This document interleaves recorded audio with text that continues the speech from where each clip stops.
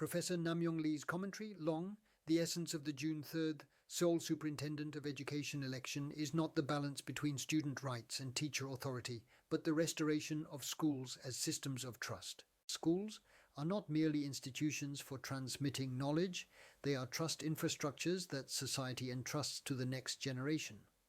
The reason the balance between student rights and teacher authority has emerged as the most heated issue in the June 3rd superintendent election is not a simple clash of rights, but the structural erosion of trust in schools as systems. The Seoul Metropolitan Office of Education operates an enormous public organization with an annual budget exceeding 10 trillion won, representing one of the largest future investments borne by Seoul's citizens. For this vast expenditure to be validated through results, classroom rules must be predictable and conflicts must be resolved through fair and consistent procedures when they arise. This election is therefore not a contest of value declarations, but a choice about who can design a system capable of operating schools properly. From a relational perspective, schools constitute a multi-layered network in which students, teachers, parents, administrators, education officers, local councils, judicial institutions, and local communities are intricately interconnected. Within this network, if the rights of one group are expanded without simultaneously strengthening corresponding responsibilities and protective mechanisms, the system inevitably becomes unstable.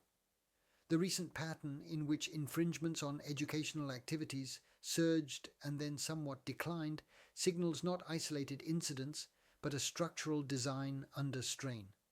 Conflicts arising in classrooms should be understood not as moral failures of individuals, but as failures in relational design. The moment educational issues are handled purely in emotional terms, solutions become impossible. Global standards and world best practices do not approach this issue through a binary opposition between human rights and teacher authority.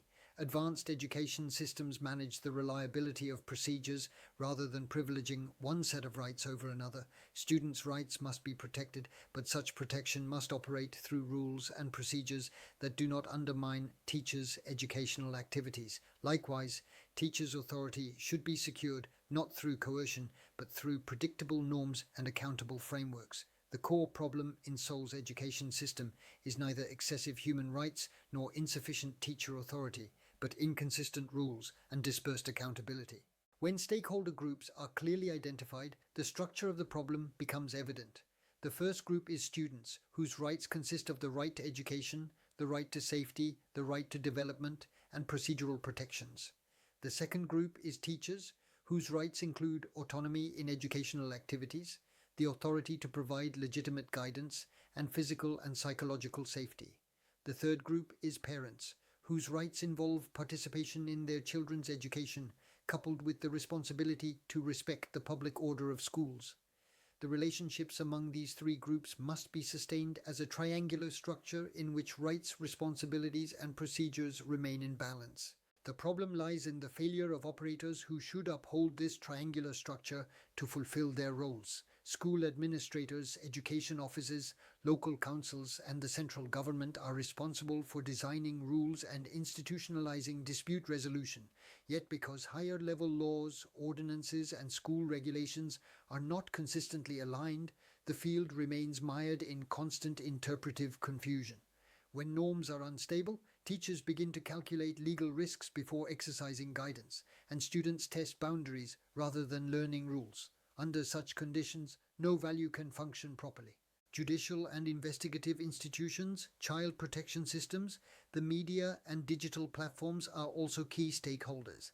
A structure in which school conflicts immediately escalate into criminal or civil cases dramatically increases the overall cost of the education system. The moment disputes move into courtrooms, classrooms cease to be spaces for learning and become spaces of defense. At the same time, digital platforms can amplify conflicts, yet if properly designed, they can also serve as stabilizing mechanisms by standardizing records and evidence to reduce disputes. Leadership from the superintendent must extend beyond school boundaries to manage this entire relational network.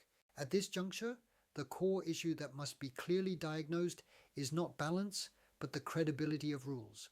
When rules are clear, procedures consistent, and responsibility well defined, conflicts remain manageable.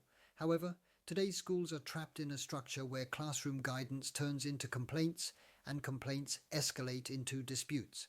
In such a structure, neither teachers nor students nor even parents are truly protected. The moment systemic failure is reduced to questions of individual virtue or vice, education collapses. From an FEA perspective, Seoul's education system is a massive public service enterprise. The superintendent is not an educational philosopher, but a chief operating officer. A budget exceeding 10 trillion won is not a declaration, but a contract for service quality.